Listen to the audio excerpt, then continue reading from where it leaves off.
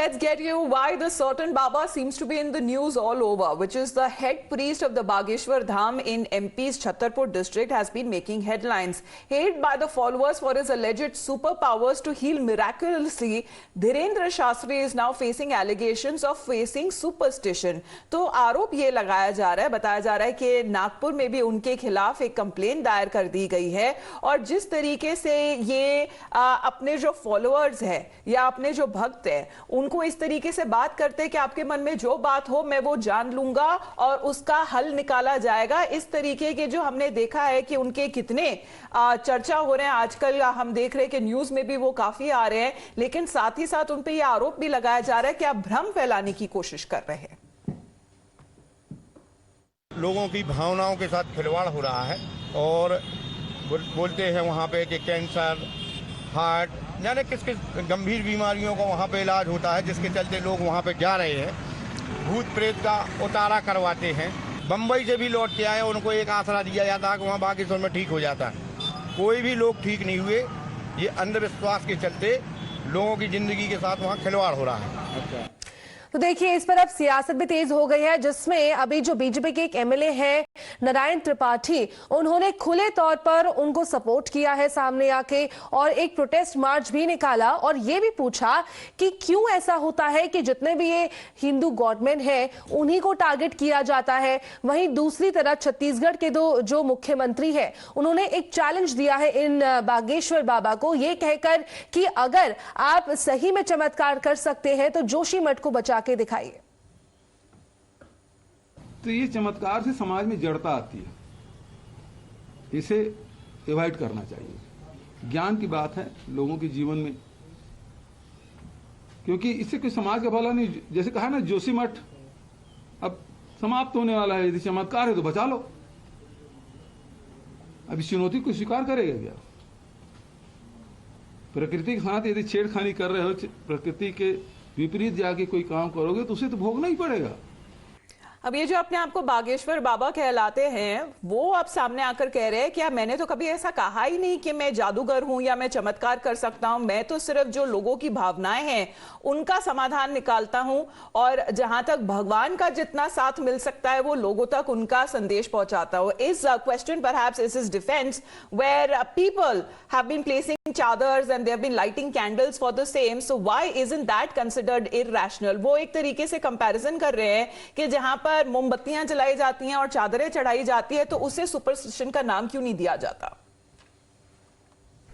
अंधविश्वास फैलाने वाली बात ना तो हम कोई जादू टोना करते हैं, ना हम कोई झाड़ फूंक करते हैं।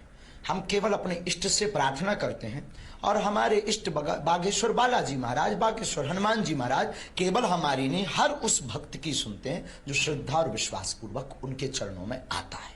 हमने कभी कोई दावा नहीं किया हम कोई ईश्वर हैं या हम कोई चमत्कार करते हैं या हम कोई मिरेकल करते हैं। हमारे पास जो गुरु कृपा है हम ईश्वर से प्रार्थना करते हैं। जैसे पुत्र के बीमार होने पर माता और पिता प्रार्थना करते हैं, वैसे ही शिष्य के आपत्ति विपत्ति में हम अपने इष्ट से प्रार्थना करते हैं और हमारा इष्ट चमत्कार हमारे बालाजी कृपा कर देते हैं। उससे लोग अलग अलग दृष्टि से देखते हैं। लोग ये कहना बंद कर दीजिए अंधविश्वास और विश्वास क्या है। भारत में चादर चढ़ाना विश्वास श्रद्धा है, लेकिन भारत में अर्जी का नारियल बांधना अंधविश्वास है। भारत में कैंडल जलाना श्रद्धा है, लेकिन बागेश्वर धाम की अर्जी लगाना अंधविश्वास है। ये दोगलापन लोग लाते कहां से हैं? हमें तो इस बात पे हंसी आ रही है।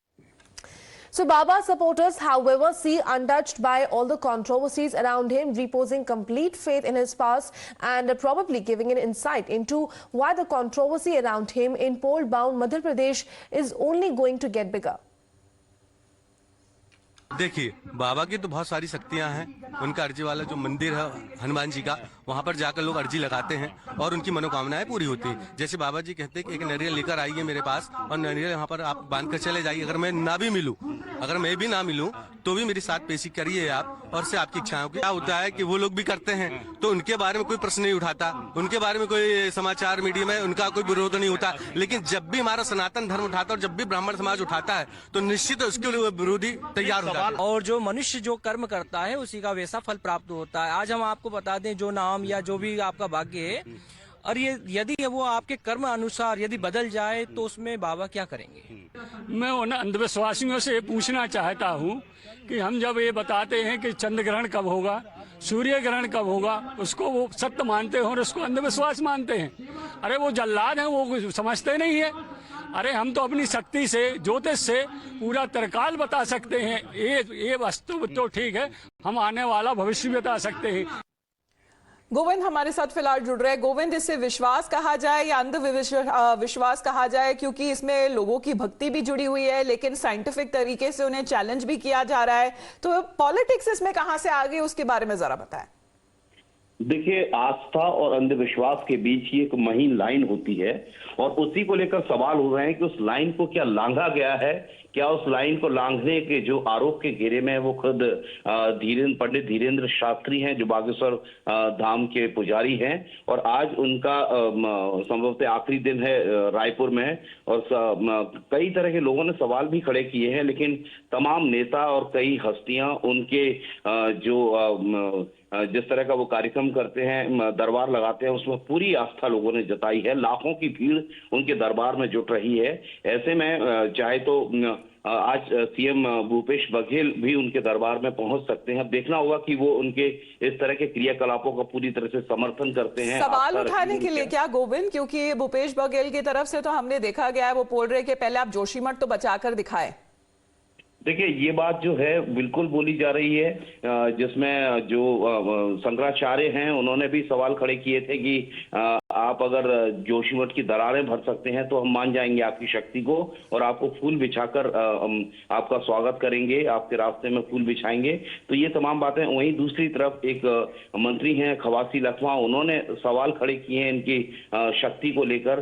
तो मिला जुला एक समर्थन भी है, विरोध भी है रायपुर में अगर देखा जाए, क्योंकि ये जो आयोजन किया जा रहा है रायपुर में एक कांग्रेस विधायक की ओर से ही किया जा रहा है। ऐसे में कांग्रेस के विधायक मंत्री भी विरोध कर रहे हैं, विधायक मंत्री समर्थन में भी हैं। अब देखना यह है कि आज भूपेश बघेल जो सीएम हैं छत्तीसगढ़ के, वो उनके दरबार में जाते हैं तो किस तरह की प्रतिक्रिया रखते हैं। But as far as Dhirendra Shastri is concerned, he also spoke about the conversion mafia, and what the BJP says is that this is a bit to target him just because he's trying to save people from conversion. Well, that's a political slugfest that has erupted over this entire controversy. Thank you for joining in.